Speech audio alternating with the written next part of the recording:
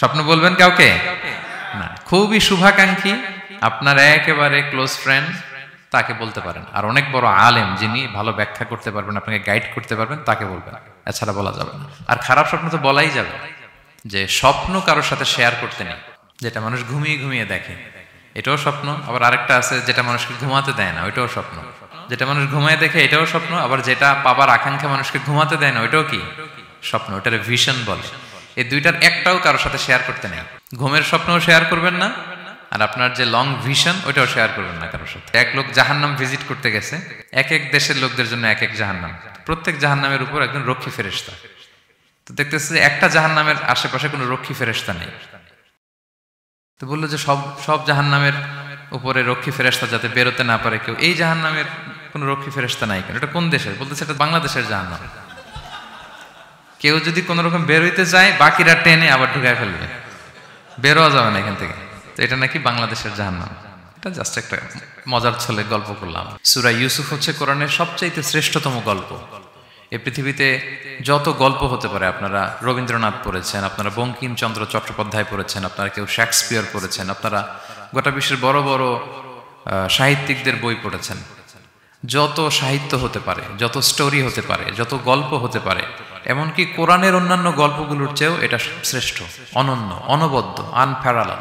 একটা গল্প যে কত নান্দনিক হতে পারে, একটা গল্প কত জীবন্ত হয়ে মানুষের চোখে ধরা পড়তে পারে, সেটা আল্লাহ তাআলা শব্দের, আরবি শব্দের বুননে, ভাষার প্রাঞ্জলতা এই সূরাতে ফুটিয়ে তুলেছেন। এত সুন্দর একটা গল্প।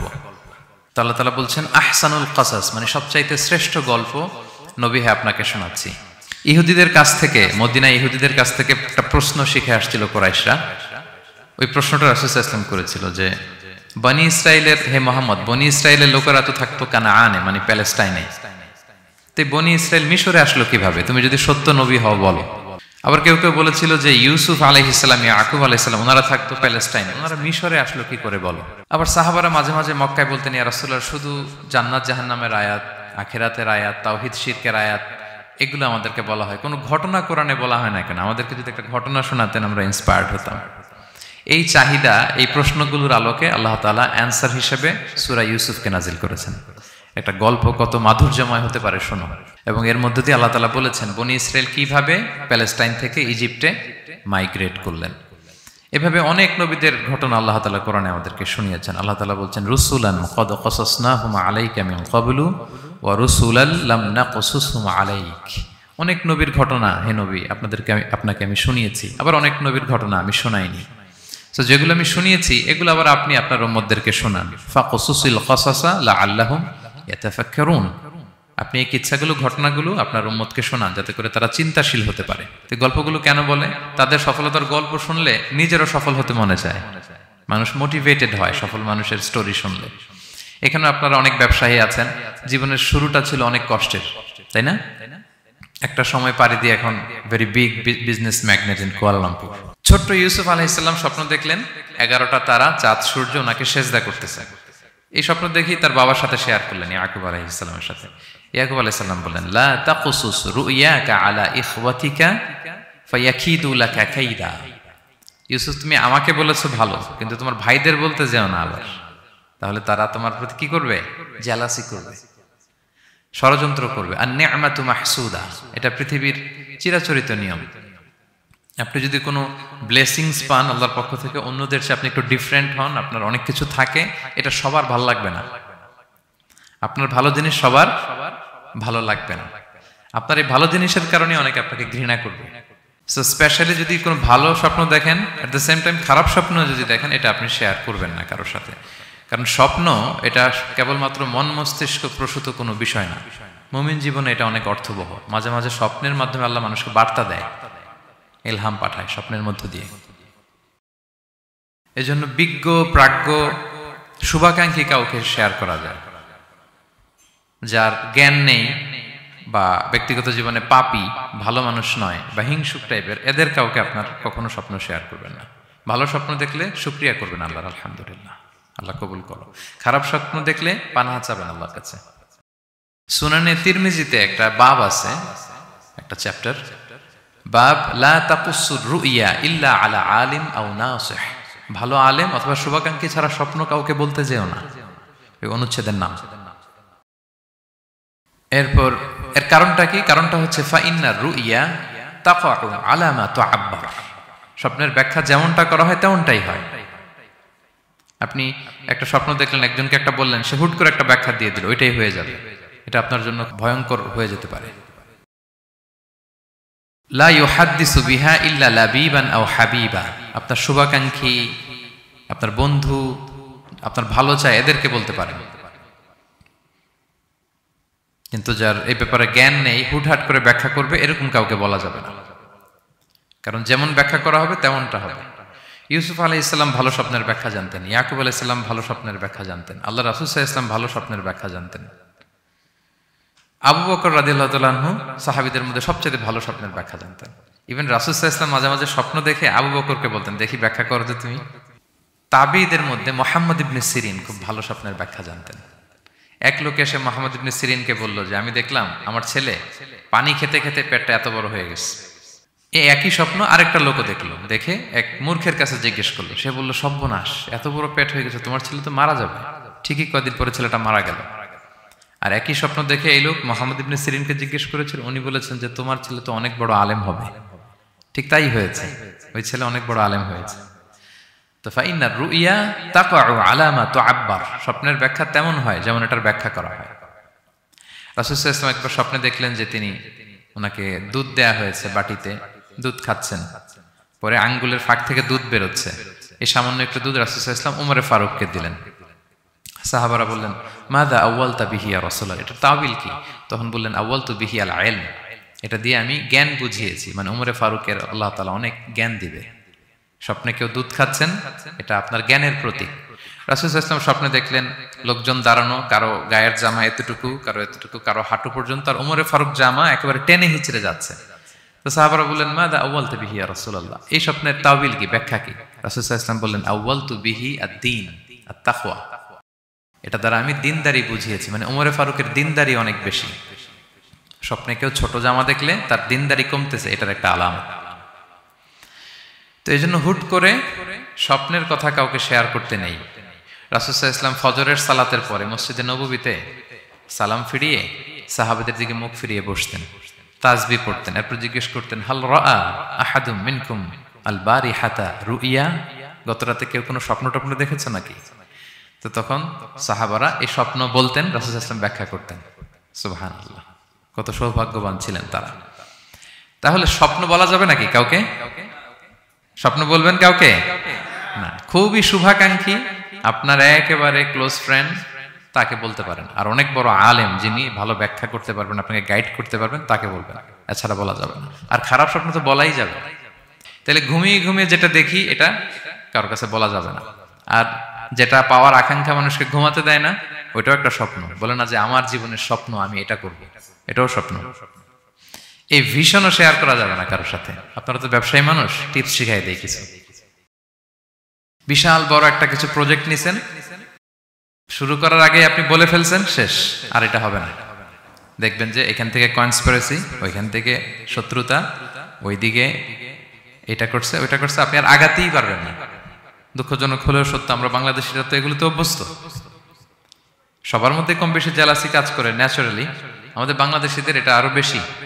আমি আমার প্রায় আলোচনাতে বলি যে আমাদের জাতীয় খেলা হাডুডু হওয়ার কারণ হচ্ছে এই খেলার ধরনটাই এমন, একজন সামনে যেতে চায়, 10 জন পা ধরে পিছনে টানতে চায়। তা আপনি আপনার ভিশন শেয়ার করলে বিপদে পড়ে যাবেন। প্রপার হোমওয়ার্ক করবেন, গ্রাউন্ড ওয়ার্ক করবেন, কাউন্সিলিং করবেন, প্রজেক্ট দাঁড় করাবেন, লঞ্চিং প্রোগ্রামের দিন সবাইকে জানাবেন, সব রেডি। এবার আর কেউ কিছু করতে পারবেন, এটা দাঁড়ায় গেছে, সব রেডি আমার। লঞ্চিং জাস্ট একটা ফর্মালিটিস, তারপরে আমার কাজ শুরু হবে। কিন্তু আপনি আগেই যদি সবাইকে জানায় ফেলেন, হবে এটা? হবে না। এটা হচ্ছে 1 নম্বর লেসন, স্বপ্ন শেয়ার করতে নেই। মানব জীবনের সবচেয়ে দামি সম্পদ আপনার ক্যারেক্টার। আমরা ছোটবেলায় পড়েছি না যে when money is lost nothing is lost, health is lost something is lost, character is lost, সব শেষ। এটা অনেক দামি সম্পদ। সো এই মোরাল স্ট্যান্ডার্ড বা আপনার এথিক্স, এটাতে কোনো কম্প্রোমাইজ করা যাবে না। উন্নত চরিত্র, এটা আল্লাহ তাআলার কাছে অত্যন্ত প্রিয়। এবং যারা চরিত্র হেফাজত করতে চায়, যে যুবক আল্লাহ তাআলা তাদেরকে সাহায্য করা নিজের জন্য অবধারিত করেছে, তাকে হেল্প করা, যে নিজের চরিত্র বাঁচাতে চায়। রাসূল সাল্লাল্লাহু আলাইহি ওয়াসাল্লাম বলেছেন সালাসাতুন হাক্কুন আলাল্লাহি আউনুহুম, 3 শ্রেণীর ব্যক্তিকে সাহায্য করা আল্লাহ নিজের উপর আবশ্যক করেছেন। এর মধ্যে এক শ্রেণী হচ্ছে ওয়ান্নাকিহ আল্লাযী ইউরিদুল আফাফ, এমন যুবক যে বিয়ে করে নিজের চরিত্র হেফাজত করতে চায়। সেম গোস টু ফিমেল, নারীদের ক্ষেত্রেও একই কথা। প্রত্যেকের ক্ষেত্রে যুবক যুবতী প্রত্যেকের জন্যই তার চরিত্রটা তার জীবনের সবচাইতে দামি সম্পদ, এবং এটা হেফাজতের একমাত্র মাধ্যম হচ্ছে বিয়ে। বিয়ে হচ্ছে আমাদের চরিত্র হেফাজতের রক্ষা কবচ। এবং রাসূল সাল্লাল্লাহু আলাইহি ওয়াসাল্লাম যুবক যুবতীদেরকে উদ্দেশ্য করে বলেছেন যে ইয়া মাআশারা শাবাব, হে যুবক যুবতীরা, মান ইসতাতা মিনকুমুল বাআতা ফালিয়াতাযাওয়াজ, তোমাদের যাদের সক্ষমতা আছে তোমরা বিয়ে করে ফেলো। টাইমলি ম্যারেজ আমরা সব সময় বলি, সময় মতো করতে হবে। ফাইন্নাহু আগাদ্দু লিল বাসার, বিয়ে করলে দৃষ্টি সংযত হয়। ওয়া আহসানু লিল ফারাজ, প্রাইভেটস এটা হেফাজতে থাকে, লজ্জাস্থান। ওমান লাম ইয়াস্তাতি', যদি কারো সক্ষমতা না থাকে, ফাআলাইহি বিস-সাওম, সে যেন রোজা পালন করে। ফাইন্নাহু লাহু বিজা, এটা তার জন্য ঢাল স্বরূপ। তাহলে অন টাইমে ম্যারেজের কথা রাসূল সাল্লাল্লাহু আলাইহি ওয়াসাল্লাম আমাদেরকে বলেছেন। এবং এই যৌবন এটা কিন্তু একটা হিউজ এনার্জি। ইয়স, আপনাদের নামও তো দিয়েছেন কি Bangladeshi young business community Malaysia presents. তো আপনারা হচ্ছেন সবাই এখানে যুবক, তাগড়া যুবক। এই যৌবন 5টা প্রশ্নের উত্তর না দিয়ে কিয়ামতের ময়দানে মানুষ পা নাড়াতে পারবে না। এর মধ্যে একটা প্রশ্ন হচ্ছে তোমার জীবনের যে মাহেন্দ্রক্ষণ যৌবন, এটা তুমি কিভাবে কাজে লাগিয়েছো। সো এই যৌবনটা এটা আমাদের কাছে আমানত। এজন্য রাসূল সাল্লাল্লাহু আলাইহি ওয়াসাল্লাম অসংলগ্ন দৃষ্টিপাত করতে আমাদেরকে নিষেধ করেছেন, দৃষ্টি যাতে আমরা হেফাজত করি। এবং তিনি বলেছেন 2টা অঙ্গের গ্যারান্টি যদি আমাকে কেউ দেয় যে এই 2 অঙ্গের পাপ কেউ করবে না, আমি নবী তাকে জান্নাতের গ্যারান্টি দেই। মাইয়াদমান লি মা বাইনা লিহিয়াইহি ওয়া মা বাইনা রিজলাইহি আদমান লাহুল জান্নাহ। 2 অঙ্গ কোনটা? 2 চোয়ালের মাঝখানে যেটা থাকে মানে জিহ্বা, আর হচ্ছে 2 পায়ের মাঝখানে যেটা থাকে মানুষের প্রাইভেট। এই 2 অর্গান, 2 অঙ্গের পাপ যদি কেউ করবে না বলে আমি নবীকে গ্যারান্টি দেয়, আমি নবী তাকে জান্নাতের গ্যারান্টি দেই। এই 2 অঙ্গ দিয়ে বেশি পাপ হয় মানুষের। তো এই জন্য ইসলাম বিবাহ বহির্ভূত সকল সম্পর্ককে হারাম করেছে, বিয়েকে হালাল করেছে। বিয়ের মধ্যে প্রশান্তি আছে, প্রাপ্তি আছে, দায়িত্বশীলতা আছে। অনেকে বলে যে আমি লিভ টুগেদার করবো, এখানে ইসলামের এত সমস্যা কেন? আমি আমার সূরা নূরের একটা লাইভ সিরিজ করতেছি, ওখানে বিস্তারিত বলেছি যে এখানে অনেক সমস্যা আছে। আপনি এই বাংলাদেশের পার্সপেক্টিভে যদি বলি, ঢাকা মেডিকেলের ডাস্টবিনে প্রায় নবজাতক বাচ্চা পাওয়া যায়, পত্রিকায় আসে। হয় জীবিত, কারো প্রাণহরণের অধিকার তেমন নেই। আরে বাচ্চাটা যদি জীবিত থাকে, এবার তার লাইফটা দেখেন কিরকম, কত হ্যাসেল। তার কোনো হিস্ট্রি নাই, তার হিস্ট্রি ইজ মিসিং। তার বাবা নাই, তার মা নাই। আমাদের প্রত্যেকের বাবা মা আছে, আমাদের একটা জেনেটিক্যাল ইনহেরিটেন্স আছে। আমার 14 পুরুষের জেনেটিক্যাল অ্যাট্রিবিউটস নিয়ে আমি বড় হয়েছি, আমার হিস্ট্রি আছে, তার হিস্ট্রি মিসিং। আর ইসলাম লিনিয়েজ মানে বংশকে প্রিজার্ভ করাকে খুব গুরুত্ব দেয়, এটা জরুরি। আমি একটা মেয়েকে বিয়ে করবো, ওর বাবাকে দাদাকে না জানলে আমি কিভাবে বুঝবো যে তার হিস্ট্রি কি? একটা ছেলেকে কেউ বিয়ে করবে, তার বাপ দাদা 14 পুরুষ হিস্ট্রি না জানলে তার গ্রাম নাই, তার নাম নাই, তার পরিচয় নাই। তো এই জন্য ব্যাপারটা যত সহজে আমরা বলি যে লিভ টুগেদার করলে অন্যের সমস্যা কি? মিউচুয়াল কনসেন্ট তো আছে, পারস্পরিক সম্মতির ভিত্তিতে রিলেশন হলে সমস্যা কোথায়? এইখানে সমস্যা। লিনিয়েজ প্রিজার্ভ করা যায় না, তার রাইটস ভায়োলেট হয়। ছোট্ট ছেলে মেয়েরা তাদের মায়ের আদর পাবে, বাবার আদর পাবে, এটা তার অধিকার না? তো যে ছেলেটা ডাস্টবিনে পড়ে রইলো, লেটস সে কোনো অরফ্যান হাউস তাকে নিয়ে আসলো, এতিমখানা, তো সে কি বাবা মায়ের আদরটা পায়? এই ছোট্ট ছেলে নিজের জামা নিজে ধোয়, নিজের কাপড় চোপড় নিজে গুছায়, তার বাবা নাই মা নাই। সে বাইরে বেরোলে দেখে অন্যান্য বাচ্চাদেরকে মা বাবা কত আদর করে, তার হিস্ট্রি সে জানে না। তো কত বড় অপরাধ আপনি করছেন দেখছেন? এজন্য বিবাহ বহির্ভূত সকল সম্পর্ককে ইসলাম হারাম ঘোষণা করে, বিয়েকে ইসলাম বৈধ করেছে। প্রশান্তি আছে, দায়িত্বশীলতা আছে, সামাজিকতা আছে, সভ্যতা বিনির্মাণের একটা স্ট্রাকচার্ড সিস্টেম আছে। এজন্য বিয়ে বহির্ভূত সম্পর্ক হারাম। আপনারা জানেন যে সুন্দরী জুলাইখা ইউসুফ আলাইহিস সালামকে পাপের প্রস্তাব দিয়েছিল, নিষিদ্ধ প্রেমের প্রস্তাব দিয়েছিল। 7টা দরজা বন্ধ করে ওয়া গাল্লাকাতিল আবওয়াবা ওয়া ক্বালাত হাইতা লাক, 7 দরজা লক করে বলেছিল এসো। আর তখন ইউসুফ আলাইহিস সালাম যে শব্দটা উচ্চারণ করেছিলেন এটা গোটা বিশ্বের যুবকদের জন্য একটা মহৌষধ। তিনি বলেছিলেন মাআযাল্লাহ, যেটা আমরা বলে অভ্যস্ত, আমরা বলি নাউযু বিল্লাহ, সেম থিং, একই জিনিস। আল্লাহ আমি তোমার কাছে পানাহ চাই। এরকম ইনবক্সে যদি প্রস্তাব আসে, এরকম মেসেজ যদি আসে, পাপের কোনো হাতছানি যদি আসে, আমরা সাথে সাথে কি বলবো? মাআযাল্লাহ। কি বলবো? মাআযাল্লাহ, আল্লাহ এই পাপ থেকে আমি বাঁচতে চাই, আল্লাহ আমি পানাহ চাই। এবং পরে ইউসুফ আলাইহিস সালামকে সে বলেছিল তুমি যদি মেনে না নাও তোমাকে জেলে বন্দী করা হবে, জেলেই পাঠানো হবে। তিনি বলেছিলেন ক্বালা রাব্বিস সিজনু আহাব্বু ইলাইয়া মিম্মা ইয়াদউনানি ইলাই, আল্লাহ যে পাপের দিকে তারা আমায় ডাকে তার চেয়ে জেলখানা আমার জন্য ভালো। তিনি কারাবরণ করেছিলেন, চরিত্র হেফাজতের জন্য কারাবরণ করেছিলেন। তো এই যে বিশুদ্ধ চিত্ত, এই যে চারিত্রিক দৃঢ়তার আর্কিটাইপ, এই ইউসুফ আলাইহিস সালামের এই গল্প গোটা বিশ্বের সকল নওজওয়ানদের জন্য এটা প্রেরণার বাতিঘর। এটা আমাদের জন্য lesson. He is our icon. যারা জীবনে সফল হয়, সফল লোকেরা, তারা কখনো কোনো অজুহাত দেয় না বা অজুহাত খোঁজে না। সফল লোকেরা দেখবেন যে এক্সকিউজ দেয় না। এক্সকিউজ আমাদের, এইটা নাই, এটা হয় নাই, ওইটা হয় নাই, আমার ক্যাপিটাল নাই এজন্য ব্যবসা করতে পারি না, আমার মামা খালু নাই এজন্য চাকরি হয় না, দেশে এই সমস্যা এজন্য আমি দাঁড়াতে পারি না। এগুলো কাদের কথা বলেন তো? ব্যর্থদের কথা। যারা সাকসেসফুল ইন দেয়ার ক্যারিয়ার, জীবনে যারা সফল, এরা কখনো কি দেয় না? এক্সকিউজ দেয় না, অজুহাত দেয় না। They create their own path, they create their own space. তারা তাদের নিজেদের রাস্তা গড়ে নেয়। রাস্তা আপনাকে কেউ করে দিয়ে যাবে না, আপনার রাস্তাটা আপনাকে করতে হবে। তো এই যে অজুহাত দেয় না, সামনে শুধু আগায়, ইউসুফ আলাইহিস সালাম এক্ষেত্রে আমাদের জন্য আদর্শ। আপনি একটু খেয়াল করে দেখেন, এই যে আমাদের মধ্যে এত হতাশা, এটা নাই ওইটা নাই, এত হতাশা, হতাশ হওয়ার মতো কি ছিল না ইউসুফ আলাইহিস সালামের জীবনে? বলেন, হতাশাগ্রস্ত হওয়ার মতো কি ছিল না? ওনার জীবনে সব ছিল। হতাশ হওয়ার জন্য, হাল ছেড়ে দেওয়ার জন্য যা যা দরকার সব ছিল। ছোটবেলায় ভাইদের ষড়যন্ত্র, ওনাকে পিটিয়ে মেরে আহত করে কুয়ার মধ্যে ফেলে দেওয়া হয়েছে, অন্ধকার কুয়া, ছোট্ট বাচ্চা। সেখান থেকে এক ক্যারাভেন কাফেলা এসে ওনাকে নিয়ে মিশরে বিক্রি করে দিল, দাস কেনাবেচার বাজারে। কৃতদাস, উনি এখন কৃতদাস। আর আমাদের মতো স্বাধীন মুক্ত মানুষ নন, কৃতদাস হিসেবে বিক্রি করে দেয়া হলো, সার্ভেন্ট।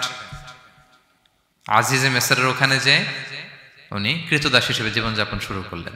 নারীর ছলনায় এখানে ফিতনার সম্মুখীন হলেন, কারাবরণ করলেন। হতাশ হওয়ার মতো কি ছিল না? বলেন, সব ছিল। উনি তো হাল ছেড়ে দিলে, ইউসুফ আলাইহিস সালামের সবার আগে হাল ছেড়ে দেওয়ার কথা ছিল। কুয়ার মধ্যে যখন পড়ছে, খালাস, আমি শেষ, আমার তো জীবনে আর কোনো আলো নাই। দাস কেনাবেচার বাজার যখন বিক্রি, তখনই তো হাল ছেড়ে দেওয়ার মতো, আমার জীবন তো শেষ, মুক্ত জীবন তো আর নাই। জুলাইখা যখন অত্যাচার করতেছিল, তখনই হাল ছেড়ে দেওয়ার মতো ছিল।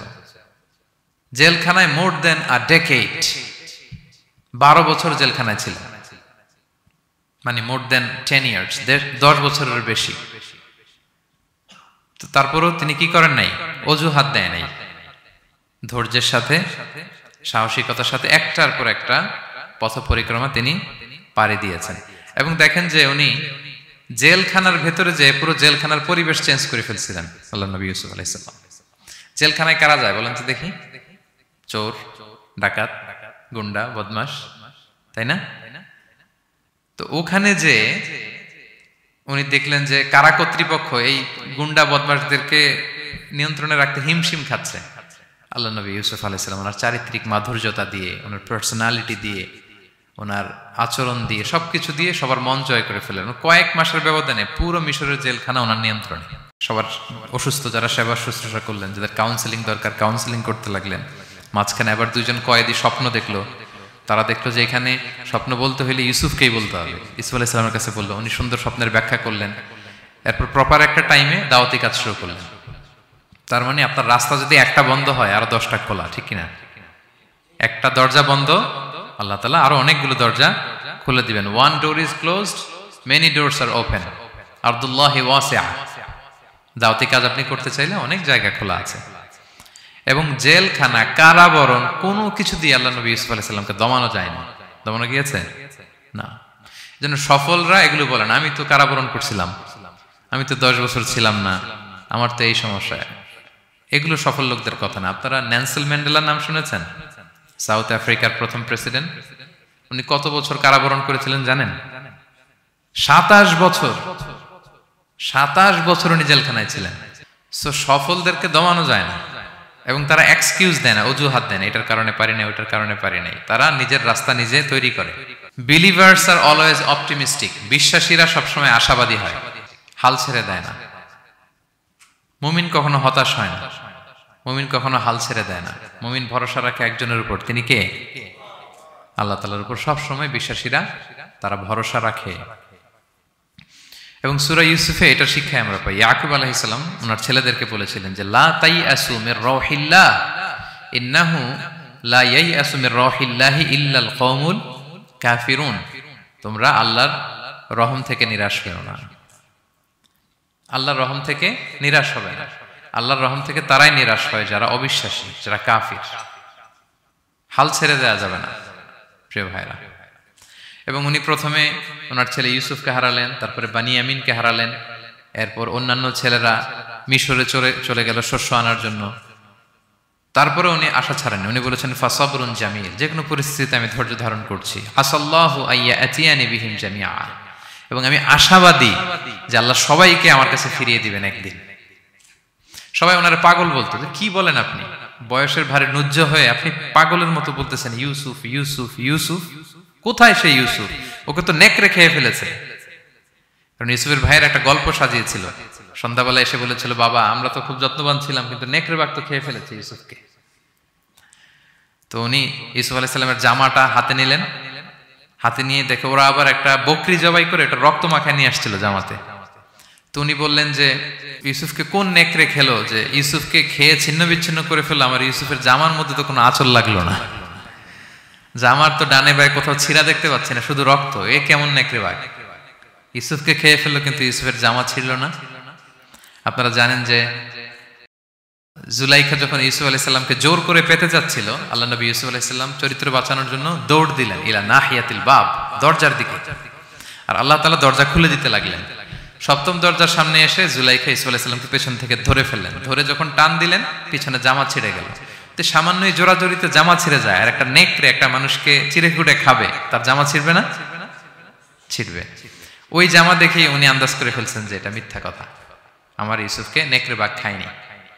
এই যে অপরাধীরা যখন অপরাধ করে, তারা সব আলামত মুছতে পারলো, একটা আলামত বাকি থেকে যায়। কোনো না কোনো আলামত থাকবে যেটা রেশ ধরে সিআইডিরা, ক্রিমিনাল ইনভেস্টিগেশন ডিপার্টমেন্টের লোকেরা, তারা অপরাধীকে শনাক্ত করে ফেলে। তো ছোটবেলায় ইউসুফ আলাইহিস সালামকে হারালেন, এরপরে বানিয়ামিনকে হারালেন, এরপরে ছেলেরা গেল শস্য আনতে, কেউ নাই ওনার পাশে। কিন্তু উনি বললেন যে আমি বিশ্বাস করি, আমি আশাবাদী। উনি বলেছিলেন আমি আশাবাদী যে আল্লাহ তাআলা সবাইকে একদিন আমার কাছে ফিরিয়ে দেবেন, এবং তাই হয়েছে। সবাইকে আল্লাহ তাআলা ওনার কাছে এনে দিয়েছিলেন, এবং ওনারা সবাই মিশরে চলে গিয়েছিলেন। এক মহা পুনর্মিলন হয়েছিল পিতা পুত্রের সেদিন, দীর্ঘ প্রায় 30-40 বছর পর। তো এই জন্য আমরা সবসময় আশাবাদী থাকবো, optimistic, never be pessimistic, try to B optimistic always. সবসময় আপনি আশাবাদী হবেন। রাসূল সাল্লাল্লাহু আলাইহি ওয়াসাল্লাম সবসময় আশাবাদী থাকতেন। যে কোনো একটা দিকে নেগেটিভিটি থাকবে, পজিটিভিটি থাকবে। আপনি কোনটা নেবেন? পজিটিভটা আপনি নেবেন। একটা উদাহরণ আছে না, যে এরকম একটা গ্লাসের অর্ধেক যদি পানি থাকে, কেউ দেখে অর্ধেক খালি, কেউ দেখে অর্ধেক পানি ভর্তি। তো আপনি অর্ধেক যে পানি ভর্তি ওইটা খেয়াল করবেন, আশাবাদী হবেন। আশাবাদী লোকদেরকে আল্লাহ তাআলা পছন্দ করে। নিরাশ হয় যারা কাফির, অবিশ্বাসী তারা। আর শয়তানের সবচেয়ে বড় মিশন হচ্ছে আমাদেরকে হতাশ বানানো। আমাদেরকে কি বানানো? সে আমাদেরকে হতাশ বানাইতে পারলে সে সাকসেসফুল। সে আমাদেরকে বোঝাতে থাকে, এত পাপ করেছিস, আল্লাহকে তোরে মাফ করবে? মনে হয় করবে না। এত পাপ হয়ে গেছে, এত অন্যায় হয়ে গেছে, মনে হয় আল্লাহর পাপ করবে, মাফ করবে না। যা হয়েছে হয়েছে, আরেকটু কর, আরেকটু এনজয় করতে থাক, আরেকটু গা ভাসায় দে পাপের সাগরে। এরকম আপনারে প্রভোক করতে থাকে সে। আপনাকে আশাবাদী হতে দেয় না যে না, আমি পাপ যতই করি, আমার পাপ যত বড় হোক, আল্লাহর রহমতের দরিয়া তার চাইতেও বড়। এটা ভাবতে দেয় না শয়তান। আমাদের বারবার বারবার নিরাশ করতে থাকে। নিরাশ যদি আমাদেরকে করতে পারে, শয়তান সফল। শয়তান সবসময় আমাদেরকে নিরাশ করতে চায়, ভয় দেখায়। তুমি যে এই পাপ করেছো, আল্লাহ তো মাফ করবে না, এত বড় পাপ তো আল্লাহর কাছে ক্ষমা হবে না। সো আমরা যেন আশাবাদী হই, আমরা যেন হতাশার সাগরে ডুবে না যাই, অপটিমিস্টিক যেন হই সম্মানিত ভাইয়েরা। এবং ইউসুফ আলাইহিস সালাম কিন্তু এক্ষেত্রে আমাদের জন্য আদর্শ। তিনি আশাবাদী ছিলেন এবং শেষ পর্যন্ত লড়াই করে গিয়েছেন, নিরাশ হওয়া যাবে না। এই পয়েন্টটা ক্লিয়ার সবার কাছে? 5 নাম্বার লেসন হচ্ছে, আপনি যদি বড় কোনো কাজ করতে চান, আপনার বড় প্ল্যান লাগবে, যেটাকে আমরা মাস্টার প্ল্যান বলি। বড় কিছু করতে হলে মাস্টার প্ল্যান লাগে এবং আপনার প্রপার ম্যানেজমেন্ট লাগবে। প্ল্যানিং ছাড়া পৃথিবীতে কিছু হয় না। প্ল্যানিং যে কোনো কাজে, যে কোনো ক্যারিয়ারে, যে কোনো প্রফেশনে প্ল্যানিং ছাড়া বড় কোনো কিছু হয় না। আপনি প্ল্যানিং করেন, হার্ড ওয়ার্কিং করেন, সফলতা আপনাতেই এসে ধরা দেবে। এটা পৃথিবীর সুন্নাত। আপনি কাজ করবেন না, প্রচেষ্টা করবেন না, আল্লাহর উপর ভরসা করে রাখবেন, আল্লাহ আপনার বাঁচাবে? বলেন, চেষ্টা করতে হবে। তাওয়াক্কুলের মেকানিজমটা এরকম, আপনি আপনার সর্বোচ্চটুকুন চেষ্টা করবেন, সর্বোচ্চ চেষ্টা করে এরপরে কার উপর ভরসা করবেন? আল্লাহ তাআলার উপর। আপনারা কি জানেন বিষ্ণু ইসলাম যেদিন হিজরত করেছিলেন, ওই দিন বিশ্বনবী মানে কত ভাবে নিজেকে আড়াল রাখার চেষ্টা করেছিলেন। বিষ্ণু ইসলাম মাস্ক পরতেন না কখনো, মুখ খোলা থাকতো। ওই দিন মাস্ক করেছিলেন, মানে কাপড় দিয়ে মুখটা ঢেকে। আল্লাহ যখন বললেন আজ রাতে হিজরত হবে, রাসূল সাল্লাল্লাহু আলাইহি ওয়াসাল্লাম দুপুরবেলা বেরোলেন আবু বকরকে জানানোর জন্য। তিনি দুপুরবেলাও কখনো বেরোতেন না। ওয়াক্তাল কাইলুলা, এটা রাসূল সাল্লাল্লাহু আলাইহি ওয়াসাল্লামের বিশ্রামের সময় ছিল। বা'দা যাহিরা, যোহরের পরে বিশ্রাম নিতেন। প্রচন্ড গরম, আরব দেশের লোকেরা বেরোতো না তখন, রাসূল সাল্লাল্লাহু আলাইহি ওয়াসাল্লাম বেরোতেন না। ওই দিন তিনি ওই টাইমে বেরোলেন যাতে কেউ না দেখে, নাম্বার 1। নাম্বার 2, উনি সবসময় খোলা মুখে বেরোন, ওই দিন তিনি মুখ ঢেকে বেরোলেন যাতে দূর থেকে কেউ দেখলেও একটা গ্ল্যান্সে টের না পায় এটা মুহাম্মদ। আচ্ছা, নাম্বার 3, আবু বকর রাদিয়াল্লাহু তাআলার কাছে যেয়ে বলেন, আবু বকর যারা ঘরে আছে একটু বের করো, খুব কনফিডেন্সিয়াল একটা কথা। আবু বকর বললেন, ইয়া রাসূলুল্লাহ, এটা তো আপনার পরিবার, মানে বিয়ে হয়ে গেছে অলরেডি আয়েশা রাদিয়াল্লাহু তাআলার সাথে, এখনো সংসার হয়নি, তো আপনার পরিবার, তারপর আসমা, এরা বলছে আচ্ছা তাহলে ঠিক আছে। আবু বকর বললেন, ইয়া রাসূলুল্লাহ বলেন। আল্লাহ রাসূল বললেন, আল্লাইলা, সংক্ষেপে, মেসেজ কিন্তু সংক্ষেপে দিতে হয়। বললেন আল্লাইলা, আজ রাতে। তখন বললেন যে রাসূল আমি কি সাথে থাকবো? হ্যাঁ, সাথে থাকবে তুমি। তো আগে ইঙ্গিত পেয়ে অনেক আগেই একটা উটকে আবু বকর রাদিয়াল্লাহু তাআলা আনহু ঘাস খাওয়াচ্ছিলেন, পানি খাওয়াচ্ছিলেন, নাদুস নাদুস করছিলেন। তো ওই রাতেই বের হয়ে গেলেন। এবার আবু বকর রাদিয়াল্লাহু তাআলা আনহু কতটুকু প্ল্যান করলেন দেখেন। উনি ওনার ছেলে আব্দুল্লাহকে বললেন, তুমি মক্কার বাজারে, আমরা যে মিসিং, আমরা যে নাই, আজকে রাতে তো আমাদেরকে হত্যা করতে আসবে, কে কি বলতেছে এসে ওই গারে সাউরে তুমি এসে বলে যাবা। এটা হচ্ছে আবু বকর রাদিয়াল্লাহু আনহুর প্ল্যানিং। এই যে প্ল্যানিং যে কত দরকার, বড় কাজের জন্য যে প্ল্যানিং লাগে। রাসূল সাল্লাল্লাহু আলাইহি ওয়াসাল্লাম প্ল্যান করছে কিভাবে? দুপুরে বেরোইছেন, মুখ ঢেকে বেরোইছেন, সবার সামনে বলতে চাচ্ছেন না, শর্ট ওয়ার্ড দিয়ে বলে ফেলতেছেন। আবু বকর রাদিয়াল্লাহু তাআলা আনহুর প্ল্যানিং হচ্ছে 2 মাস ঘাস খাওয়ালেন উটকে, ওট প্রস্তুত, অর্থ প্রস্তুত, এবং মদিনা, মক্কা থেকে মদিনায় সাওয়াহিলি রোড দিয়ে, অর্থাৎ সাগরের পাশ ঘেঁষে ক্যারাভেন যে রাস্তা ছিল ওই রাস্তায় না, লোকচক্ষুর অন্তরালে আরেক রাস্তায় আমাদেরকে পৌঁছায় দিতে পারবে এরকম একজন গাইড তিনি ভাড়া করে রাখলেন। ছোট্ট ছেলে আব্দুল্লাহকে বলেন, আব্দুল্লাহ আমরা যখন গারে সাউরে 3 দিন থাকবো, তুমি সকালবেলা মদিনার মক্কার বাজারে ঘুরবা, কে কি বলে আমাদের ব্যাপারে, আবু বকর মুহাম্মদ নিয়ে কে কি বলে এসে আমাদেরকে শোনাবা। তো ছোট্ট ছেলে আব্দুল্লাহ যখন এই তথ্য দিয়ে যাবে, আব্দুল্লাহর ফুটপ্রিন্ট থাকবে না, বের হয়ে মরুভূমি দিয়ে হেঁটে গারে সাউর, আবার হেঁটে, তো ফুটপ্রিন্ট কেউ ফলো করলে তো সোজা আল্লাহ রাসূল এবং আবু বকরের কাছে পৌঁছে যাবে। উনি প্ল্যান বিও করে রাখলেন যে আব্দুল্লাহ যখন আমাদেরকে ইনফরমেশন পৌঁছে চলে আসবে, তিনি আরেকজনকে ঠিক করে রাখলেন যে তুমি আমার ছাগলগুলো ওই রাস্তায় একটু চড়াবা, তখন ছাগলের ফুটপ্রিন্ট থাকবে, ছোট্ট আব্দুল্লাহর পায়ের যে ছাপ ফুটপ্রিন্ট ওইটা আর থাকবে না। সুবহানাল্লাহ বিহামদি, কি প্ল্যান! ঠিকই আব্দুল্লাহ যেত, ফুটপ্রিন্ট পড়তো, এরপর তার রাখাল এসে ছাগল চড়াতো ওখানে, ফলে এখন শুধু ছাগল হাঁটার দাগ, ছোট্ট বাচ্চার আর দাগ নেই। এভাবে ওনারা হিজরত করেছেন, এরপরে তাওয়াক্কুল করেছেন আল্লাহর উপর। আর আমরা বলি যা করে আল্লাহ, আল্লাহর উপর তাওয়াক্কুল করলাম, এরকম বলি না? যা হবে হবে, এটা তাওয়াক্কুল হয়েছে? আমরা টিপিক্যাল বাঙালি মুসলমানরা কি বলতাম? আমি আল্লাহর নবী, আমি কাফেরদের নাকের ডগার উপর দিয়ে যাব, দেখি কে ঠেকায়, কার শক্তি বেশি, কুরাইশদের শক্তি বেশি না আল্লাহর শক্তি বেশি, এরকম বলতাম না? যে আমি রাতের বেলায় কেন যাব, আমি দিনের বেলায় আবু জাহেলের নাকের ডগার উপর দিয়ে হেঁটে যাবো, দেখি কার শক্তি বেশি, আমার আল্লাহ বড় নাকি আবু জাহেল বড়। এরকম সস্তা কিছু আবেগিক কথা আমরা বলতাম। কিন্তু বিষ্ণু ঈসা ইসলাম কিরকম প্ল্যানিং করেছেন দেখেন, ওনার রোলটা উনি প্লে করেছেন এবং সব শেষে ভরসা করেছেন কার উপর? আল্লাহ তাআলার উপর।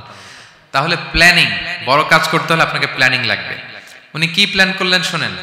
উনি যখন জেলখানায় ছিলেন, রাজা একটা স্বপ্ন দেখলেন যে 7টা গাভী হৃষ্টপুষ্ট, তাদেরকে গিলে খেয়ে ফেলতেছে 7টা জীর্ণ শীর্ণ গাভী, আর 7টা সবুজ গমের শীষ, 7টা শুকনো গমের শীষ।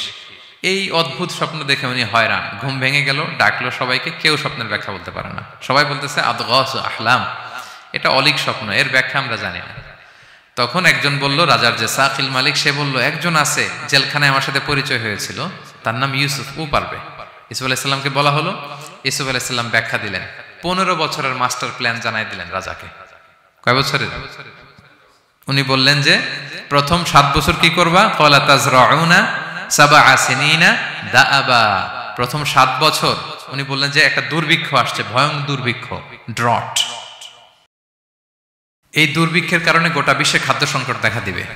নেক্সট 7 ইয়ার্স মিশরের সব জায়গায় কাল্টিভেটেড ল্যান্ড যেগুলো আছে চাষ করতে হবে ইচ্ছে মতো। এই 7 বছর চাষ করতে হবে, খেতে হবে কম, জমায় রাখতে হবে বেশি।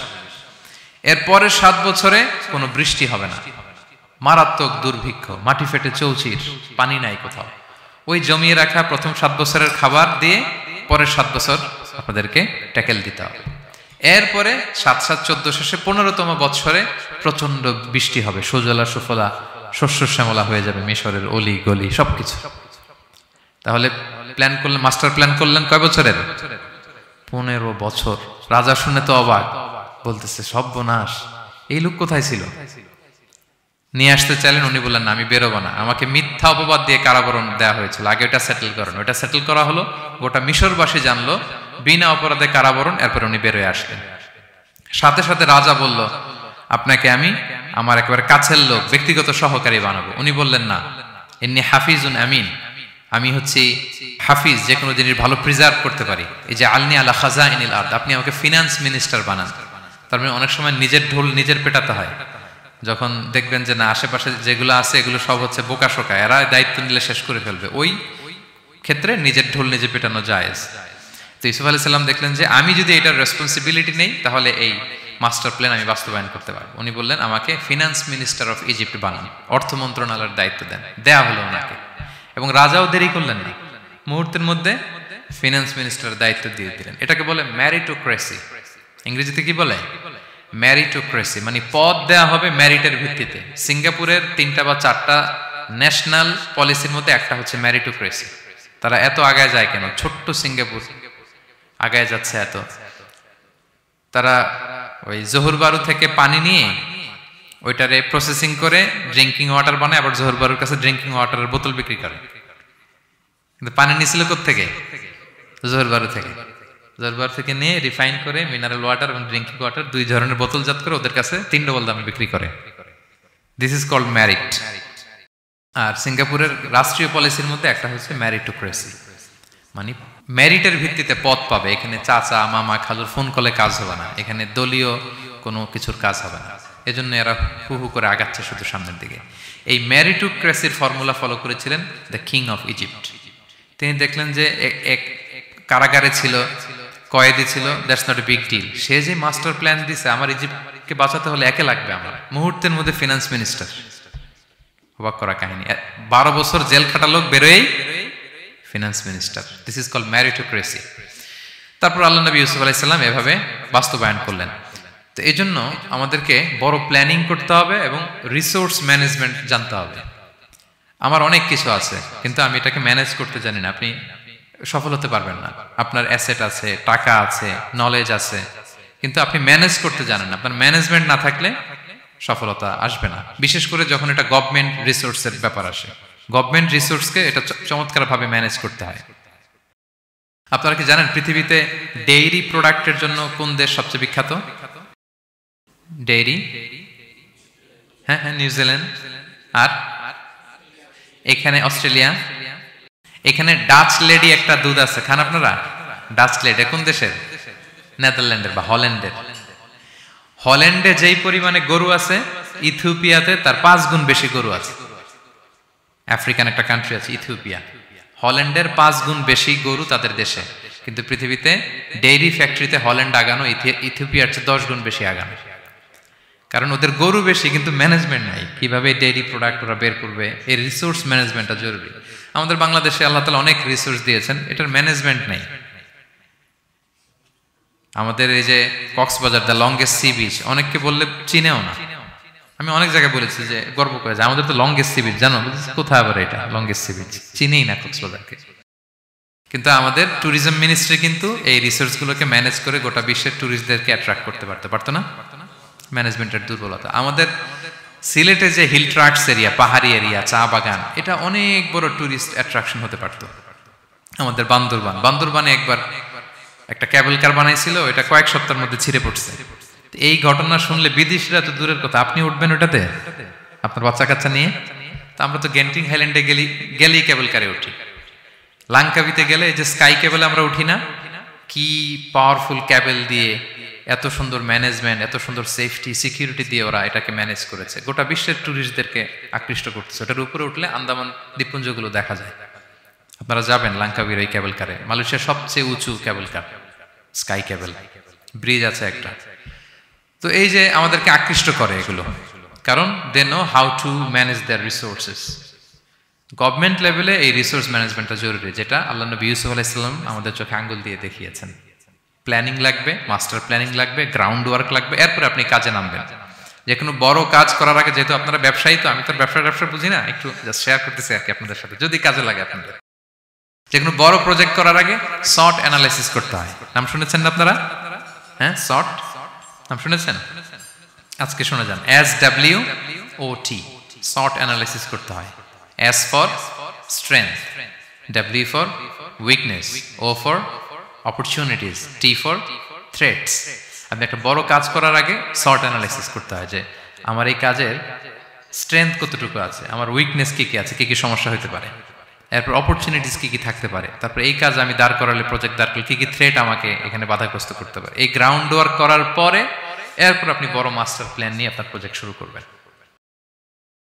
প্ল্যানিং বড় প্রজেক্টের জন্য অনেক জরুরি, এবং রিসোর্স ম্যানেজমেন্ট, বিশেষ করে গভর্নমেন্ট রিসোর্সের ক্ষেত্রে এটা খুবই জরুরি। এবং আল্লাহ নবী ইউসুফ আলাইহিস সালামের জীবনী থেকে এই লেসন কিন্তু আমরা পাই। এই পয়েন্টটা কি ক্লিয়ার সবার কাছে? 5 নাম্বার পয়েন্ট একটু কঠিন হয়ে গেল নাকি? ক্লিয়ার? 6 নাম্বার পয়েন্ট হচ্ছে এ দাঈ ইজ অ্যান অপরচুনিটি সিকার। আল্লাহ নবী ইউসুফ আলাইহিস সালামের জীবনী থেকে আমরা শিখতে পারি যে একজন দাঈ হচ্ছে সুযোগ সন্ধানী, পজিটিভ অর্থে আর কি। যখন প্রপার টাইমিংটা হবে তখন সে দাওয়া দিবে, তখন সে তার মেসেজটা ড্রপ করবে, তখন সে তার বার্তাটা দিবে। কিন্তু এটা আমাদের দেশে খুবই ল্যাকিং। আমাদের দায়ীরা দেখা যায় যে মানে খুবই অসহনশীল, সহনশীলতা আমাদের দায়ীদের মধ্যে বাংলাদেশে কম। মাইক্রোফোন পেলেই ও কাফের, ও জাহান্নামী, ও বাতিল, সবাইরে জাহান্নামে পাঠায়, উনি একাই জান্নাতে যেতে চায়। তো সবাই একসাথে গেলে আরো মজা হইতো না বেশি? কি বলেন? হ্যাঁ, এখানে আপনারা কেউ নাই, আমি একা আসছি, ঘুরতেছি, খাচ্ছি, এটা কি ভালো লাগবে আমার? এই যে আপনারা সবাই আসতেছেন, গেট টুগেদার হচ্ছে, এটাই না আনন্দ। তো সবাইরে জাহান্নামে পাঠায় আমি একা জান্নাতে গেলে এটা মজা হবে? তো এটা বুঝাবে কে ওনাদের? কথায় কথায় সে বাতিল, সে কাফির, সে গোমরা, আর উনি একাই শুধু ভালো। এটা দাঈর বৈশিষ্ট্য নয়।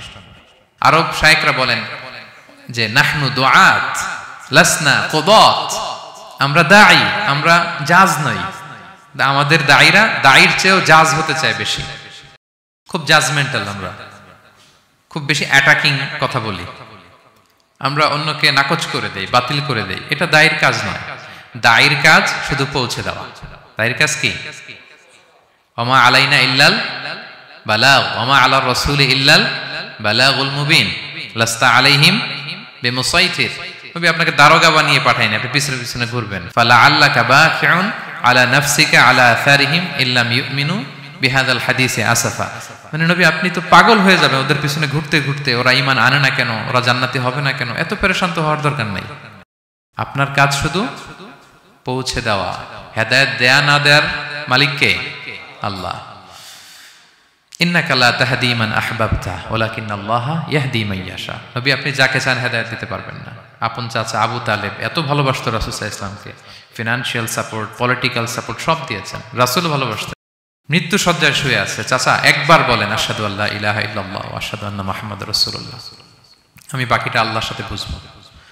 উনি সবশেষে বললেন আলা মিল্লাতি আব্দুল মুত্তালিব, আমি আব্দুল মুত্তালিবের শিরকি বিশ্বাসের উপর শেষ নিঃশ্বাস ত্যাগ করলাম। তো রাসূল সাল্লাল্লাহু আলাইহি ওয়াসাল্লাম চাইলেও দিতে পারে পারে না। তা আপনি দাঈ, আপনি এরকম জাজমেন্টাল কেন হবেন? আপনি এরকম অন্যকে নাকচ কেন করবেন? আপনার কাজ তো শুধু পৌঁছে দেওয়া। আমাদের কাজ কি? একজন দাঈ মোটেও জাজমেন্টাল হবে না, তিনি শুধু পৌঁছে দিবেন এবং প্রপার টাইমিং এর অপেক্ষায় থাকবেন। ইউসুফ আলাইহিস সালাম জেলখানায় ঢুকেই লা ইলাহার দাওয়াত দেননি, আগে সবার মাঝে নিজের একটা শক্ত অবস্থান নিশ্চিত করেছেন। যখন দেখলেন যে না কেউ বিপদে পড়লে ওনার কাছে আসে, পরামর্শ চাইলে ওনার কাছে আসে, উনি ভাবলেন এই তো আমার টাইম। এরপর উনি শুরু করলেন মানে তাওহীদের কথাকে, শিরককে উচ্ছেদ করে তাওহীদ প্রতিষ্ঠার কথা এত সুন্দর আপনি সূরা ইউসুফের মধ্যে যেভাবে পাবেন অন্য কোথাও এরকম পাবেন না। অনেক সুন্দর করে এখানে তিনি দাওয়াত দিয়েছেন। তো দায়ীর কাজ হচ্ছে প্রপার টাইমিংটা করা।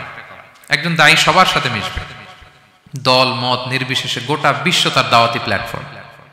সে অনলাইনে, সে অফলাইনে, সে ক্যামেরার সামনে, সে কিবোর্ডে, সে মুসলিমের কাছে, অমুসলিমের কাছে, সবার কাছে আপনি মিশবেন। অনেক অমুসলিমরা আমাদের কথা শোনে, অনেক হিন্দু ভাইরা কথা শোনে, অনেক বৌদ্ধরা কথা শোনে, অনেক নাস্তিকরা কথা শোনে। হিজ মাই অডিয়েন্স। অনেক গুন্ডা মাস্তান আমাদের কথা শুনে। আপনি ওদের সাথে বসবেন, হাফ প্যান্ট পরে বসছে, গলায় স্বর্ণের চেইন, মদের গ্লাস নিয়ে বসছে, বসেন। আপনি দেখেন না এবিটলিও কি সুন্দর করে চলে যায়, সুন্দর করে। যে উনি আমাকে বলতেছে যে শায়েখ আমি যে অনেক মেয়েদের সাথে বসি টসি, আমি কিন্তু মনে মনে শুধু আস্তাগফিরুল্লাহ পড়ি। আমাকে বলতেছে শায়েখ যে আপনি দেখছেন ইন্দোনেশিয়াতে এখানে সেখানে আমি চলে যাই বিভিন্ন মদের বারে, এখানে সেখানে, আমি কিন্তু মনে মনে আস্তাগফিরুল্লাহ পড়ি। তার মানে তার চিন্তা চেতনা কত সুন্দর দেখেন। পাপের জায়গায় আড্ডাখানায় না গেলে আপনি দাওয়াতটা দিবেন কোথায়? সো প্রপার একজন দায়ী, he is an opportunity seeker. Say proper timing বুঝে দাওয়াতটা দিবে। এবং একজন দায়ী দল মত নির্বিশেষে সবার কাছে কোরআনের কথা পৌঁছাবেন। যেই দায়ী ভেদাভেদ করেন অডিয়েন্সের মধ্যে, তিনি এই দাওয়াতি কাজের উপযুক্ত নন এবং দাওয়াতের এই মহান মর্যাদাকে তিনি হানি করছেন।